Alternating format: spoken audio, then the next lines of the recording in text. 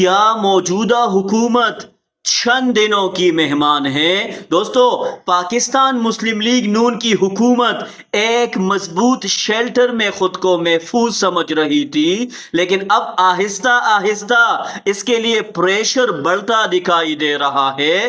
پہلا جھٹکا بلاول بھٹو زرداری کے اس بیان سے لگا کہ حکومت کے دن گنے جا چکے ہیں اور اس کی الٹی گنتی شروع ہو گئی ہے۔ شاید حکومت اور عوام نے اس بیان کو زیادہ سیریس نہ لیا ہو، لیکن اتحادی حکومت کے لیے یہ ایک الارم ضروری تھا۔ پھر محسن نقوی نے کہا یہ سسٹم کولیپس کر چکا ہے۔ اس کے بعد حکومت کی خاموشی اور ترجمانوں کی عدم موجودگی نے بھی بہت سے سوالات اٹھا دیے، لیکن اصل خطرہ شاید یہ دونوں بیانات نہیں بلکہ اس کے بعد آنے والی سیاسی موومنٹ ہے۔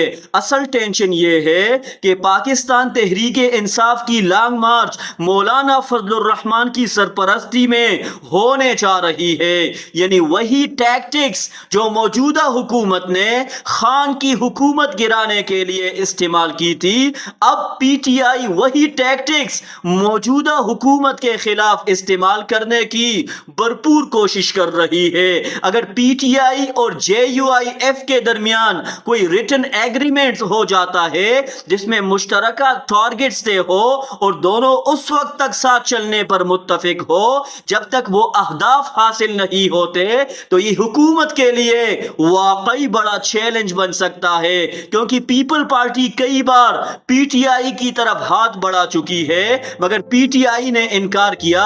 دوسری طرف خان نے بھی مبینہ کنڈیشنز پر کمپرومائز نہیں کیا۔ اب اگر مولانا پی ٹی آئی کے ساتھ آتے ہیں تو وہ چیز دے سکتے ہیں جو شاید دوسرے سیاسی فریق نہیں دے سکتے، ڈائریکٹ خان کی رہائی، اس کے بعد نئے انتخابات، انتخابی ریفارمز اور شفاف انتخابات کی طرف بڑی پیش رفت۔